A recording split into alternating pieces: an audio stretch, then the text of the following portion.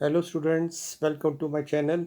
जो आज पेपर हुआ है क्लास 10th का, उसका सॉल्यूशन अपलोड कर रहा हूँ मैं। ये स्टैंडर्ड पेपर है, इसका बेसिक वाला भी पेपर मैं सॉल्व कर दूंगा। बट पेपर बहुत अच्छा था। पेपर जिन्होंने मैथ्स को एंजॉय किया है, वो पेपर करने में उनको मज़ा आया होगा। हाँ, हालांकि एवरेज बच्चे के हिसाब से थोड़ी से ट्रिकी क्वेश्चन भी थे, बट उनके कुछ शॉर्टकट्स भी थे। अगर आपने थॉरली क्वेश्चन पेपर को पढ़ा हो तो आप देखोगे कि क्वेश्चन पेपर बहुत इजीली टैकल किया जा सकता था। इतना डिफ़िकल्ट नहीं था, बट हाँ यस, कुछ अच्छे क्वेश्चंस थे उसके अंदर। तो स्टार्ट करते हैं। ये जो कोड है 030/2/4, ये पेपर है। तो स्टार्ट करते हैं। बहुत ही इजी क्वेश्चन थे कुछ तो। जैसे फर्स्ट क्वेश्चन आपको दिख रहा है, एक्सपोनेंट ऑफ 5 बता रहे हैं प्राइम फैक्टराइजेशन के अंदर ऑफ 3750। 3750 के प्राइम फैक्टर हम बना लेते हैं। आपको आते होंगे कैसे बनाना है प्राइम फैक्टराइजेशन करके। ठीक है, तो सबसे पहले हम करते हैं इसको 3750 के जब हम फैक्टर बनाएंगे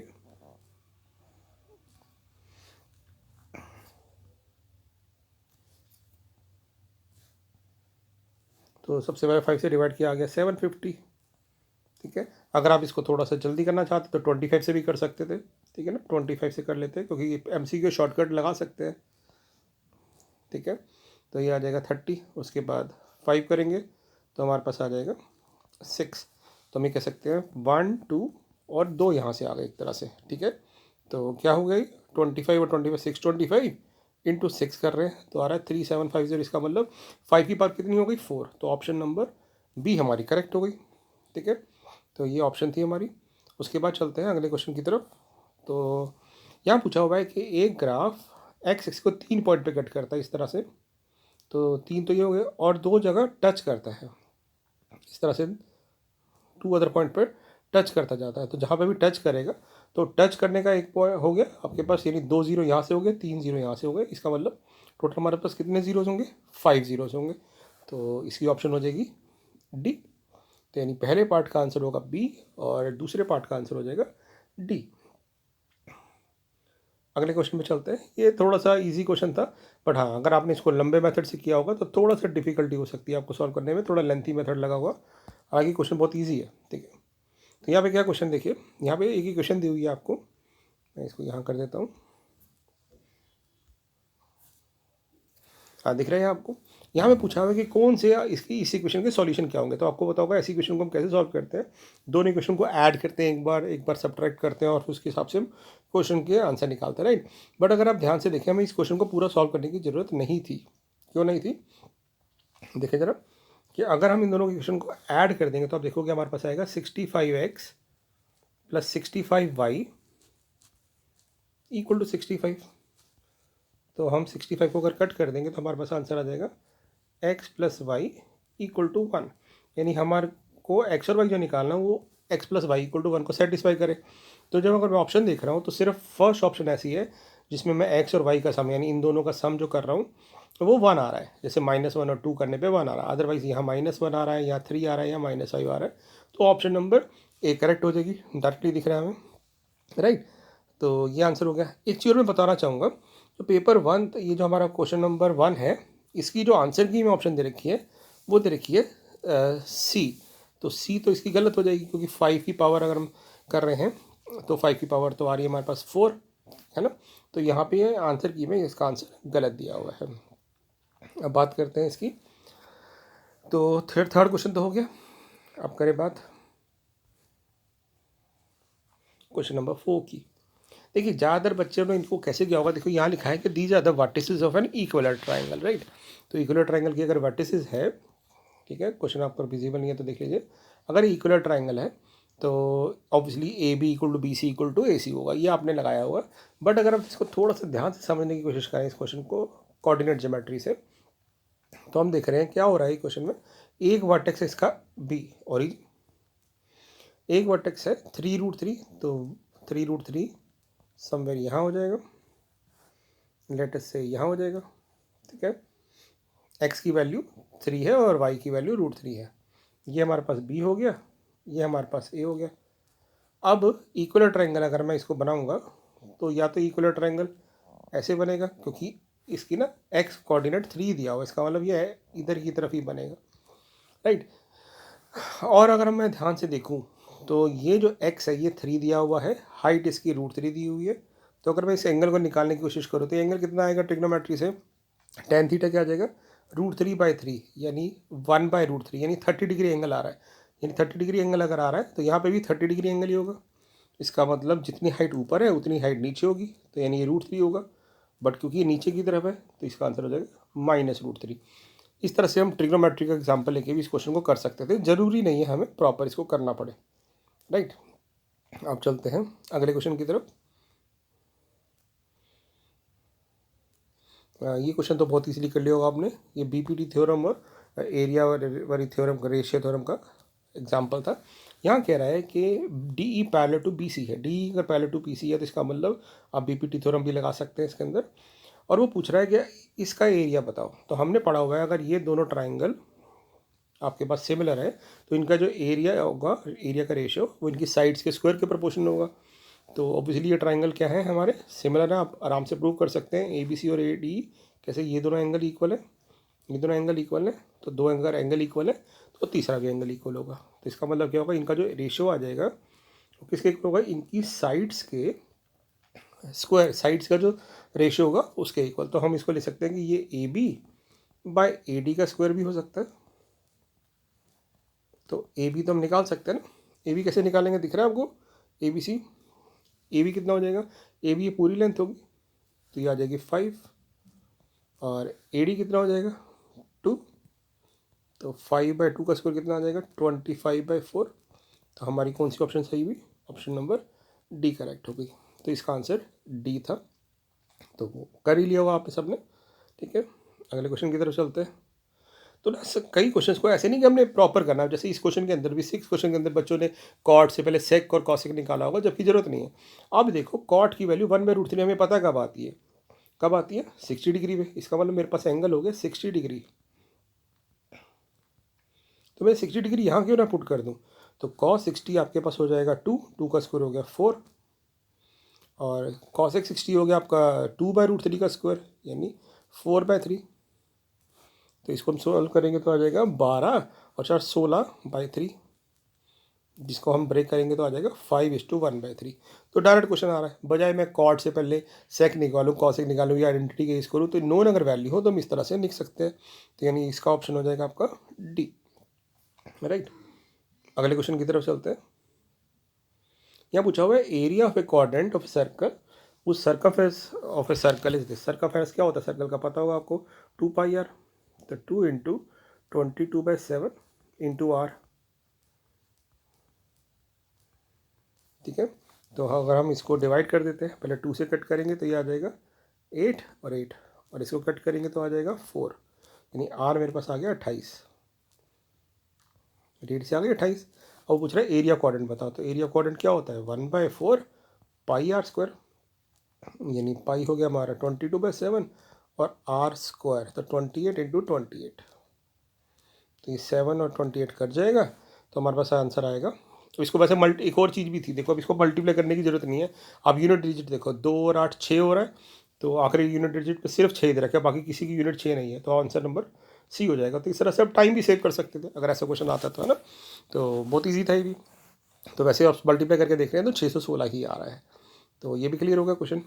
तो ज़्यादा टाइम नहीं लगता था पेपर में अगर आपने इसको ना कॉन्फिडेंटली करा होगा, ठीक है। अगला क्वेश्चन तो और भी इजी था। हमें पता है कि किसी भी प्रोबेबिलिटी का सम प्लस उसके ना होने की प्रोबेबिलिटी का सम हमेशा 1 होता है, और ये दे रखा है एक्स की इक्वल, यानी एक्स हमारा 1 है। तो यहाँ पे हम एक्स की वैल्यू 1 पुट कर देंगे, तो 1 का क्यूब 1, 1 - 3, आपका आंसर आ जाएगा -2। डायरेक्ट क्वेश्चन था।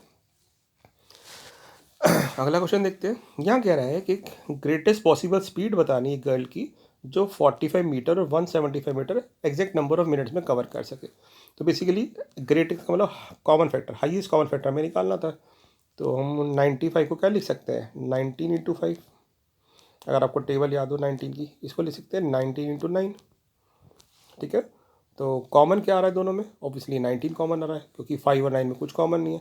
तो हाईएस्ट कॉमन फैक्टर 19 हो जाएगा, ऑप्शन नंबर बी करेक्ट हो जाएंगे हमारी, ठीक है। तो ये भी बहुत ईजी क्वेश्चन था। 10th क्वेश्चन की बात करते हैं। 10th क्वेश्चन पूछा था कि ये कितने नंबर ऑफ जीरोस हैं। तो ऑब्वियसली ये एक्स को जितनी बार भी टच या कट करेगा उतने जीरोस होंगे। तो एक यहाँ कर रहा है, एक यहाँ कर रहा है और एक यहाँ। तो 3 पॉइंट पे कट कर रहे हैं तो इसके जीरो हो जाएंगे 3। ऑप्शन नंबर सी हमारी डायरेक्ट क्वेश्चन हो जाएगा। अब पूछ रहा है 2 लाइन्स आर पैरेलल, ठीक है, equation of 1 line is this, दूसरी कैसी होगी। तो हमने पढ़ा होगा कि अगर 2 लाइन पैरेलल हैं तो ये दी हुई है 2x - 3y = 5।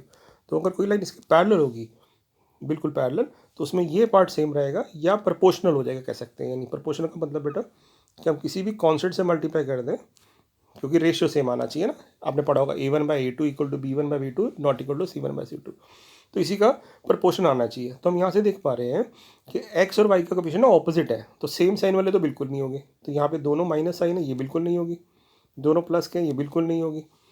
ये भी दोनों सेम प्लस के तो नहीं होगी। तो मुझे सॉल्व ही नहीं करना पड़ा, डायरेक्टली मेरे पास आंसर आ गया सी ऑप्शन। वैसे आप सी में आप रेशियो निकालोगे 3/-12 तो -1/4 आ रहा है, ठीक है। और उसके बाद 8/-2 करोगे -4 आ रहा है। तो ये आंसर हमारा ठीक है, पैरेलल। तो कई क्वेश्चन तो ऐसे थे जिसमें ऑप्शन कंफ्यूज करने वाले थे ही नहीं, बिल्कुल डायरेक्ट क्वेश्चन थे। 12th क्वेश्चन देखिए बेटा, ये कह रहा है पैरेललोग्राम है। पैरेललोग्राम में हमने पढ़ा हुआ है कि अगर पैरेललोग्राम होता है तो इसके जो डायगोनल होते हैं उसके मिड पॉइंट बाइसेक्ट करता है, ठीक है। तो यहाँ पे कह रहा है कि ये दे रखा है 1 4। मुझे बनाने की भी जरूरत नहीं, मैं डायरेक्ट कर सकता हूँ क्वेश्चन को, बट फिर भी समझा रहा हूँ तो मैं बता देता हूँ। ये हो गया, ये हो गया 5 8, और यहाँ पूछ रहा है ये x और y।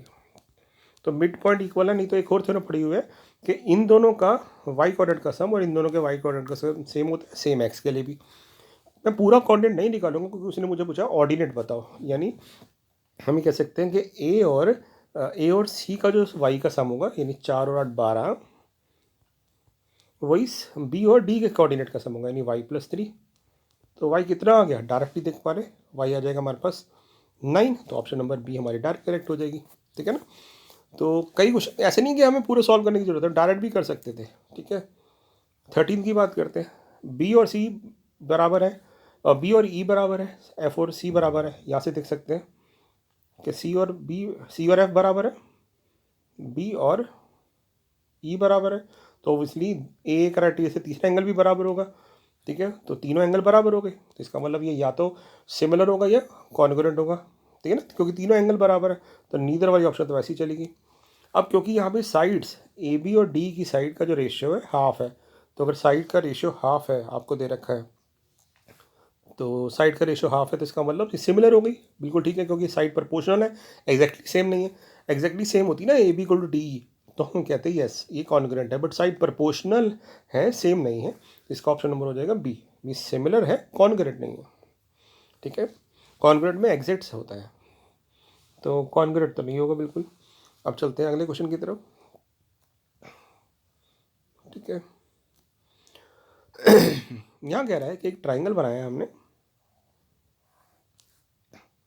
ये ए एंगल है, साइन होता है हमारे पास परपेंडिकुलर अपॉन हाइपोटेन्यूज, एंगल भी बी है। ये पूछ रहा है कॉस सी निकालो, ठीक है, ये सी एंगल हो गया। तो कॉस सी क्या होता है हमारा, बेस अपॉन हाइपोटेन्यूज। तो कॉस सी के लिए बेस 7 होगी और हाइपोटेन्यूज 25 होगा, यानी मुझे थर्ड साइड निकालने की भी जरूरत नहीं है। तो हाँ, ये पेपर तो लेंथ ही था ही नहीं बिल्कुल भी, है ना। कुछ बच्चों को लगा होगा क्योंकि एक आदत पड़ी होती है कि पूरे थर्ड साइड निकालो फिर कॉस सी निकालो, जबकि जरूरत नहीं है, डायरेक्ट क्वेश्चन था ये भी, ठीक है। तो आप देख सकते हैं कि बहुत जल्दी हम इस क्वेश्चन को कर पा रहे हैं। तो ये देखिए विदिन 13 मिनट, यानी हर क्वेश्चन 1 मिनट में सॉल्व हो रहा है, जिसमें डिस्कस करके कर रहे हैं। अगर आप सॉल्व करके करोगे तो और ईजी लगेंगे ये क्वेश्चन, ठीक है। 15 क्वेश्चन देखते हैं।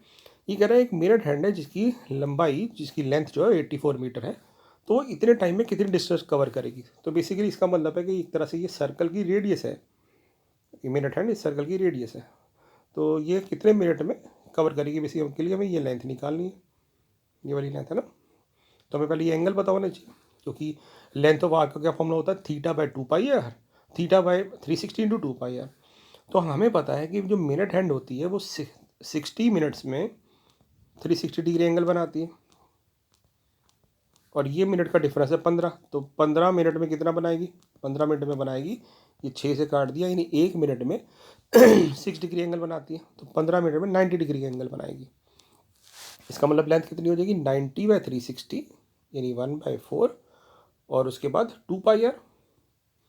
तो पाई की वैल्यू पुट कर देते हैं, पाई हमारा 22/7, और आर हमारे को दे रखा है 84, तो हम इसको सॉल्व कर लेते हैं। कितना आ जाएगा ये 12 सत्ते 84, ये गया 3 पे, ठीक है। तो 44 इंटू 3 132 हमारा ऑप्शन हो जाएगा। तो 15 का सी ऑप्शन करेक्ट हो जाएगा। देखिए कितना आसान क्वेश्चन है, 16वां। ये कह रहा है एक प्रोबेबिलिटी में हमें कार्ड निकालना जो ना तो एस हो ना स्पेड हो। अब हमें पता है कि एस तो होते हैं 4, स्पेड होते हैं 13, बट इनमें एक कॉमन होता है। तो इसका मतलब स्पेड और एस निकलने की प्रोबेबिलिटी होगी 13 + 4 माइनस कॉमन, यानी 16 बटे टोटल 52, यानी जिसको मैंने सॉल्व करा तो आ गया 4/13। ये तो हो गई एस और स्पेड निकलने की, हमें ना निकलने की चाहिए तो 1 में से माइनस कर देते हैं। तो जैसे ही मैं 1 में से 4/3 माइनस करूँगा तो ऑप्शन नंबर 9/3 आंसर आ जाएगी। तो ये डायरेक्ट क्वेश्चन हो गया, ठीक है। 17वां देखते हैं। यहाँ कह रहा है कि एक रिंग 20 मिनट बाद बजती है, एक 25 मिनट बाद, एक 30 मिनट बाद, ठीक है। तो 12 बजे के बाद दोबारा तीनों एक सेम टाइम पे कब बनेगी। तो हमने क्या करना है 20, 25 और 30 का निकालना है एलसीएम, लीस्ट कॉमन मल्टीपल। तो जैसे ही मैंने इसको किया पहले 5 से, तो 5 4 द 5 5 द 5 6 द, तो 2 पे गया ये 2 5 और 3। अब इसमें कुछ कॉमन नहीं है, तीनों प्राइम नंबर है। तो 5 3 15 दूनी 30, 30 इंटू दिस, तो ये हो गया 300, एलसीएम आ गया 300। 300 मिनट एलसीएम आ गया। तो इसको जब आवर में कन्वर्ट किया तो 5 घंटे हो गए, 5 आवर, यानी 12 बजे के बाद 5 घंटे बाद वो सेम टाइम पे बजेगी। तो 12 में 5 ऐड करेंगे तो 5 PM पे, यानी 5 PM पे वो दोबारा बनेगी। तो डायरेक्ट क्वेश्चन था ये भी, ठीक है। तो एलसीएम निकालना था। अब चलते हैं 18 क्वेश्चन पे। बहुत इजी क्वेश्चन था। यहाँ क्या है, बस यहाँ पे पता है क्या गड़बड़ होगी, कुछ बच्चों ने किया होगा, यहाँ पे ना उसने प्रोडक्ट पहले दिया हुआ है, सम बाद में। और हमें पता है हमारी जो पॉलिनोमियल होता है क्वाड्रेटिक को क्या होता है, k times x² minus sum of the root, और सम ऑफ द रूट 8 है, तो ये हो जाएगा 8x। और फिर प्रोडक्ट दिया हुआ है, तो प्रोडक्ट है हमारा 5। तो हमारे पास क्लियरली कौन सी ऑप्शन दिख रही है आपको 18 के अंदर, ऑप्शन नंबर ए करेक्ट हो गई। तो हमारा आंसर आ जाएगा, ठीक है। 19 कह रहा है कि ए और बी ना एक सर्कल में लाई कर रहे हैं और सेंटर ये है। तो इसका मतलब क्या होगा, ये दोनों रेडियस हो गई, ओ से लेके ए तक जो डिस्टेंस है और ओ से लेके बी तक डिस्टेंस सेम होगी। तो अगर डिस्टेंस सेम है ओ ए और ओ बी की, तो उनका स्क्वायर भी सेम होगा। तो हम क्या करते हैं, इन दोनों के बीच में लगा देते हैं डिस्टेंस फार्मूला। तो डिस्टेंस फार्मूला हो जाएगा 2 माइनस -1 का स्क्वायर, यानी 3 का square, plus 3y minus y minus 4y का स्क्वायर, इक्वल टू, मैंने अंडर रूट हटा दिया स्क्वायरिंग मोड सेट करके, फिर 5 - 2 का स्क्वायर 3 का स्क्वायर, और 7 + 3y का स्क्वायर। तो 3 स्क्वायर से 3 स्क्वायर कट गया। तो मेरे पास दो ऑप्शन आ गए बेटा, 7 + 3y, या तो 4y होगा या -4y होगा, क्योंकि दोनों की केस में वो स्क्वायर हट जाएगा। तो यहाँ से जब सॉल्व करेंगे तो y मेरे पास आ रहा है 7, और अगर ये 7 + 3y माइनस 4y होगा तो मेरे पास आ जाएगा -7y = 7, y = -1। तो कौन सी ऑप्शन सही हुई हमारी, -1 और 7। तो ऑप्शन नंबर बी सही है हमारी, ठीक है ना। तो ऑप्शन नंबर बी हमारी करेक्ट हो जाएगी। तो ये भी आप देख सकते हैं कि कोई ज़्यादा बड़ा क्वेश्चन नहीं था, ठीक है, इजीली हम सॉल्व कर पाए। ओके, अगला। अब इसको भी बहुत इजीली मैं बता रहा हूँ, क्योंकि देखिए कई बार क्या होता है, अगर नॉन वैल्यू हो ना तो आपको सॉल्व करने की जरूरत है ट्राइंगल बनाने की। देखिए सेक थीटा हमारा √2 होता है 45 डिग्री पे, तो हम सीधा 45 डिग्री पुट कर देते हैं। तो 1 + tan 45 डिग्री यानी 1, sin 45 डिग्री 1/√2, तो ये आ गया 2/1/√2 यानी 2√2। कौन सी ऑप्शन सही हुई, ऑप्शन नंबर ए। तो ये भी बहुत ईजी क्वेश्चन था, ऑप्शन नंबर ए करेक्ट हो गई। हम इसके बाद चलते हैं इस क्वेश्चन पे। ग्रेटेस्ट इंटीजर नंबर पूछा है, यानी हाईएस्ट नंबर पूछा है, यानी HCF पूछा है। बट कब, जब इस नंबर को डिवाइड करने पे 1 रिमाइंडर आ रहा है, तो पहले हम क्या करते हैं बेटा, इनमें से 1 माइनस कर देते हैं। इससे डिवाइड करने पे 2 रिमाइंडर आ रहा है तो 2 माइनस कर देते हैं। इसमें से 3 आ रहा रिमाइंडर, तो इसमें से 3 माइनस कर देते हैं। तो बेसिकली वो पूछ रहा है कि इन तीनों का क्या कहते हैं, हाईएस्ट कॉमन फैक्टर क्या होगा। तो हाईएस्ट कॉमन फैक्टर वही फिर से आपको निकालना पड़ेगा। तो हाईएस्ट कॉमन फैक्टर निकालने के लिए पहले हम क्या करते हैं, इसकी प्राइम फैक्टराइजेशन कर देते हैं ना। तो अगर मैं इसमें सबसे मैं देख रहा हूँ कि 25 से सारे नंबर डिवाइड हो रहे हैं ना, तो हम पहले 25 से डिवाइड कर देते हैं। तो अगर मैं इस नंबर को डिवाइड करूँ तो 1250 को डिवाइड करते हैं 25 से, तो ये आ जाएगा 25 × 50 यानी 25 × 2, ठीक बात है। उसके बाद बात करते हैं 9375 की, 9375 इसको भी हम डिवाइड करके देखते हैं, 25 के टेबल देखते हैं तो ये आ जाएगा ना, इसको करेंगे तो 25 × 375, 375 को भी फर्दर डिवाइड कर देते हैं 25 से ही, तो 25 × 15 आ रहा है, यानी अभी तक 25 और 25 तो दिख रहा है। और वैसे अगर आपको पता हो 1625 तो 25 से भी डिवाइड होता है, ठीक है ना। तो अगर आपको दिया डिवाइड बाई 625 से कर लो सीधा ही, तो इसकी ये होता है 5⁶। तो यहाँ आ रहा है 25 × 25 × 25। तो कई बार कहते हैं ना टेबल हमारे को याद होनी चाहिए, तो देखो इससे पता चल रहा है कि ये हमारा कॉमन फैक्टर है जो दोनों में आ रहा है, तो इसका मतलब 625 हमारा HCF बन जाएगा। तो यानी ये ग्रेटेस्ट नंबर है 625, जिसको डिवाइड करने पे रिमाइंडर 1, 2 और 3 आएगा उससे। तो ये तो डायरेक्ट क्वेश्चन हो गया, ठीक है। बट हाँ, तो इसी कैलकुलेशन थी इसके अंदर। चलिए अगले क्वेश्चन, अगले सेट पे चलते हैं। अगले क्वेश्चन पे पूछ रहा है इनमें से कौन सी प्रोबेबिलिटी नहीं हो सकती। हमें पता है कि प्रोबेबिलिटी 1 से बड़ी नहीं होती, और क्योंकि ये 1 से बड़ा आ रहा है तो डायरेक्टली ये दिखेगी 1 से बड़ा तो नहीं हो सकता, प्रोबेबिलिटी कांट भी नेगेटिव, क्योंकि प्रोबेबिलिटी हमेशा 0 से 1 के बीच में लाई करती है, तो ये डायरेक्ट क्वेश्चन हो जाएगा। अगला देखिए, ये कह रहा है किसी भी व्हील का जो डायमीटर है 41 है, तो यानी रेडियस 21 हो गई। तो वो कह रहा है कितने बार घूमने पे वो 132 किलोमीटर डिस्टेंस ट्रैवल करेगा। तो हमें पता है एक बार घूमने पे वो 2πr डिस्टेंस ट्रैवल करता है, तो n बार घूमने पे n × 2π हो जाएगा, और 2πr का फॉर्मूला है ये, पाई की मैंने पुट कर दी। और ये डिस्टेंस किसकी इक्वल होगी, 132 किलोमीटर की। अब ये किलोमीटर है और यहाँ पे रेडियस हमें दे रखी है 21 सेंटीमीटर में, तो हम पहले किलोमीटर में कैसे कन्वर्ट करेंगे, तो 1 किलोमीटर में 10⁵ हमारे पास, क्योंकि 1000 मीटर होते हैं, और इंटू 100 कर देंगे तो सेंटीमीटर आ जाएंगे। तो ये कट गया 3 पे, और ये पूरा पूरा 132 आ रहा है, कट जाएगा, तो एंड डायरेक्ट आ रहा है हमारे पास 10⁵। तो 10⁵ हमारे पास ऑप्शन नंबर 23वें की बी हो जाएगी। तो 23rd का आंसर हमारा बी हो जाएगा। ये भी आई थिंक आप सबका ठीक होगा, क्योंकि डायरेक्ट क्वेश्चन था ये भी। ओके, 24 क्वेश्चन फिर से देखिए, स्मार्ट मूव। अब tan theta plus cot theta 2 दे रखा है, मुझे कुछ सॉल्व करने की जरूरत नहीं, मुझे पता है tan थीटा जब 1 होता है तभी cot थीटा 1 होता है, तो डायरेक्टली 45 पे सेटिस्फाई हो रहा है, ठीक है। तो tan थीटा 1 को बोलते हैं 45 पे, और उस मूवमेंट पे sin थीटा क्या होता है 1/√2, तो ये आ गया 1/√2 का क्यूब, यानी 1/2√2। ये भी आ गया 1/2√2, दोनों को सॉल्व किया तो 2 टाइम्स 1/2√2, तो इसका ऑप्शन हो जाएगी हमारे पास 1/√2, 1/√2। तो ऑप्शन नंबर हमारे पास हो जाएगी 1/√2, जिसको रेशलाइज कर दोगे तो 2/√2/2, तो ये ऑप्शन आ जाएगी। तो 25वें का ये आंसर आ गया हमारा। तो देखिए हर क्वेश्चन 1 मिनट से ज़्यादा नहीं ले रहा है, ठीक है ना। 25th क्वेश्चन, यहाँ ही कह रहा है कि ये पॉइंट इस लाइन को किसी रेशियो में कट कर रहे हैं, तो हम क्या करते हैं, हम लेट कर लेते हैं कि ये रेशियो k/1 है, ठीक है, हम लेट कर लेते हैं कि रेशियो k/1 है। तो ये पॉइंट निकालने की कोशिश करते हैं, सेक्शन फॉर्मूला लगाया, तो सेक्शन फॉर्मूले से हमारा पॉइंट आ जाएगा 2k+1/k+1 और कॉमा 7k+3/k+1। अब ये पॉइंट इसको सेटिस्फाई करेगा इसी क्वेश्चन को, तो इसी क्वेश्चन में पुट कर देते हैं। तो जैसे पुट करेंगे 3, तो 3 टाइम्स 2k+1, तो ये बन जाएगा 6k+3, ठीक है। एक्स की जगह पुट कर दिया, वाई की जगह 7k+3 पुट करोगे तो +7k+3 इक्वल टू 9 था, तो ये हो जाएगा इक्वल टू 9k+9, क्योंकि अपॉन k+1 वाला उधर चला गया, 9k+9। तो हम देख रहे हैं 7 और 6 13, 13 में से 9 गए 4k, और उधर था 9, 9 में से 6 गया तो 3, तो k हमारे पास आ गया 3/4,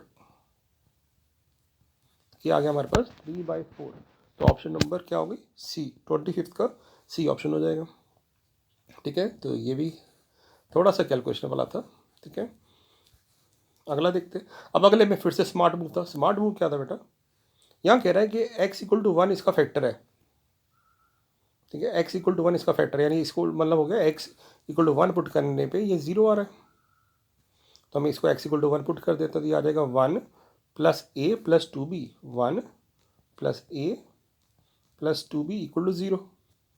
अब वैसे देखा जाए तो हम कहते हैं कि इन दोनों के इक्वेशन को सॉल्व करो, बट हम देख रहे हैं कि कौन सा वैल्यू इसको हम सेटिस्फाई कर रहा है, यानी b का डबल और a ऐड करने पे 0 आ रहा है। तो देखो अगर मैं इसको पुट करूँ a को 5, तो ये बन जाएगा 5 और 1 6, 6 माइनस 2 0 नहीं आ रहा।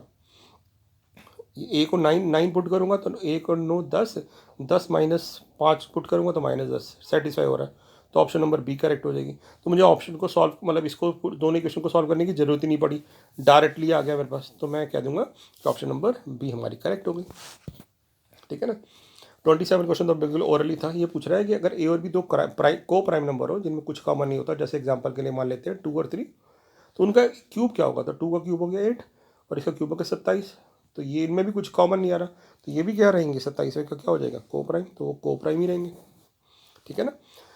तो ये हो गए 27 क्वेश्चन। ठीक है, फटाफट 2-3 क्वेश्चन और कर लेते हैं। क्या कह रहा है कि एरिया ऑफ ए स्क्वायर बताओ जो एक सर्कल में इंस्क्राइब है, एक तरह से ये इस तरह से एक सर्कल में इंस्क्राइब है और जिसका एरिया, सर्कल का एरिया दे रखा है बेटा, तो सर्कल का एरिया होता है हमारे पास पाई आर स्क्वायर, तो 22/7 into R square equal to 1408, तो 7 से 60 कट गया, ये कट गया आपके पास 64 पे, नहीं तो आप एक एक करके भी काट सकते हैं, पहले 2 पे काटेंगे तो आ जाएगा 704। ठीक है, 704 और फिर उसके बाद 11 से कट कर देंगे, तो आर स्क्वायर 64 आ रहा है, इसका मतलब आर हमारे पास 8 हो गया, इसका मतलब इसका जो डायमीटर है वो 16 हो गया। और हमें पता है अगर इसकी एरिया, इसकी साइड ए है स्क्वायर की, तो हमारे पास एरिया वैसे ए स्क्वायर होता है, बट डायगोनल की फॉर्म में कितना होता है d²/2, तो 16 का स्क्वायर 256, 256/2 करेंगे तो आ जाएगा 128, तो 128 ऑप्शन नंबर सी हमारी करेक्ट हो जाएगी।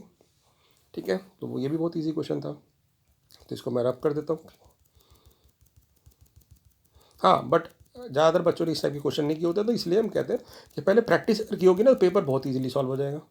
ठीक है, तो पहले इसकी मैथ्स के पेपर में प्रैक्टिस जरूर करी होनी चाहिए आपकी, तो उसके लिए अगला जो टाइम है उसमें बिल्कुल एग्जाम्पलर एनसीईआरटी वगैरह अच्छी तरह करिएगा। 29 क्वेश्चन देखते हैं। पूछ रहा है ट्राइंगल कैसा है, तो बेसिकली आपको क्या करना है, तीनों साइड निकालनी है, तो पहले हम ए बी निकाल लेते हैं इन दोनों को डिस्टेंस फॉर्म लगा के, तो ए बी आ जाएगा 7 - 4, 3 का स्क्वायर 9 और वो हट गया, एक साइड आ गया 9, मतलब एक साइड का स्क्वायर आ गया 9 रूट में, तो साइड आ गई हमारे पास 3। इन दोनों के डिस्टेंस फॉर्म लगाते हैं, 7 से 60 कट गया, तो 9 और +2 11 का स्क्वायर, यानी दूसरी साइड आ गई 11, इसका मतलब इक्वेटर ट्राइंगल तो है नहीं। ठीक है, अब तीसरी साइड की बात करते हैं, इन दोनों के बीच में डिस्टेंस फॉर्मूला लगाएंगे, तो ये आ रहा है आपके पास 7 - 4 का स्क्वायर, यानी 3 का स्क्वायर 9 और 9 + 2 11 का स्क्वायर, तो हम क्लियरली देख रहे हैं कि 3 का स्क्वायर प्लस 11 का square equal to right side में थर्ड साइड का स्क्वायर हो रहा है। इसका मतलब पाइथागोरस थ्योरम सेटिस्फाई हो रही है, इसका मतलब ये बन गया राइट एंगल ट्राइंगल। अब ये आइसोसेलेस राइट एंगल क्यों नहीं है, क्योंकि कोई भी दो साइड बराबर नहीं है, इसलिए तो 29 का ऑप्शन नंबर सी करेक्ट हो जाएगा। ठीक है, 30 क्वेश्चन पे चलते हैं। यहाँ कह रहा है कि अल्फा प्लस बीटा इसके रूट है, यानी सम ऑफ द रूट्स हम कैसे निकालते हैं, -b/, वो आ गया k+6 equal to half time product of the root, product of the root होता है c/, तो 2 × 2k-1 हो गया, 2 से 2 कट गया, तो k+6 इक्वल टू 2k-1 हो गया, 1 इधर ले आएंगे 7 और 2k - k हो जाएगा k, तो k की वैल्यू कितनी आ गई 7, 30 का आंसर बी हो जाएगा, तो कुछ ज़्यादा बड़ा यहाँ ही नहीं। ठीक है, एक लास्ट और क्वेश्चन कर लेते हैं। ये पूछ रहा है कि तो बहुत सिंपल क्वेश्चन था कि ये हमेशा एंड का करेगा, तो इसमें कुछ नहीं करना, आपने एन को 1 पुट करके देख लो। जैसे ही मैंने एन को 1 पुट किया तो ये आ गया 5 + 6 11, 11 × 2 22, 22 कहाँ पे एंड कर रहा है 2 पे। आप क्रॉस चेक करना चाहो तो 5 एन को 2 भी पुट कर सकते हो, बट ज़रूरत क्या है, जब एन 1 के लिए कर रहा है तो सबके लिए करेगा, क्योंकि नेचुरल नंबर लिखा है। तो ये हमने कुछ क्वेश्चंस किए, बाकी मैं अगले ट्यूटोरियल में डिस्कस करूँगा बेटा। ठीक है, तो आप अपने आंसर्स मैच कर सकते हैं। ठीक है, किसी को कोई डाउट हो तो आप मुझे मैसेज कर सकते हैं। Thank you.